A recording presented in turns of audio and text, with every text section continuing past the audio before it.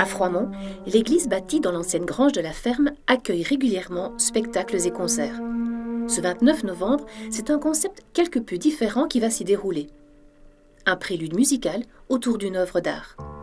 Une performance qui entraînera le public dans une ambiance recueillie, propice à la méditation et en lien direct avec l'Eucharistie qui va suivre. Quand Dominique Lawallery et moi nous sommes mis à parler de l'idée de faire se rencontrer l'art et l'Eucharistie, voilà, ça nous a semblé quelque chose de pas difficile à mettre en œuvre. Il n'a pas fallu faire des grandes réunions pour sentir qu'il y avait sans doute un chemin à approfondir, une porte à ouvrir. Peut-être aussi des personnes moins familiarisées avec l'Eucharistie, avec la messe, leur donner l'occasion de sentir que grâce à l'art, grâce au chemin que l'art peut offrir, une sculpture cette fois-ci, on peut s'acheminer d'une façon nouvelle et peut-être du coup un peu à frais nouveaux, sans a priori, vers le mystère vers lequel l'art nous achemine et au cœur duquel l'Eucharistie nous entraîne.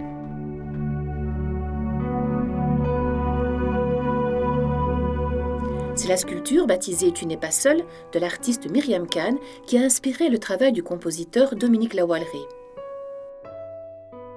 Dominique, comment est-ce que cette sculpture vous a inspiré? Et quand je l'ai vue, j'ai entendu de la musique. Quand je l'ai vue pour la première fois, je me suis dit, on va prendre cette sculpture, elle est vraiment extraordinaire. Et en fait, on le voit bien, c'est un monsieur il a tellement souffert. Et il essaye de parler, il a quelqu'un pour l'écouter, pour une fois, quelques mots qui sortent, et finalement, c'est toute cette souffrance. Et alors, il y a cet autre personnage qui écoute. Il est à l'écoute. C'est tellement important d'être à l'écoute. Et il est non seulement plein de compassion, mais en plus, il est plein d'empathie. Alors la musique, pour vous, c'est une façon de prier aussi? Oui, la musique est une prière.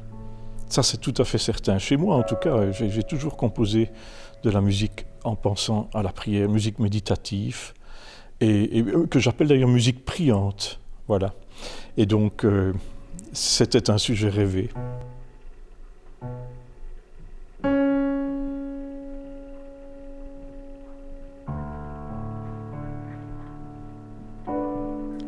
Ce projet artistique ne compte pas rester une expérience unique, mais bien se répéter dans le temps afin de nous faire goûter à d'autres préludes musicaux où tous nos sens seront mis en éveil.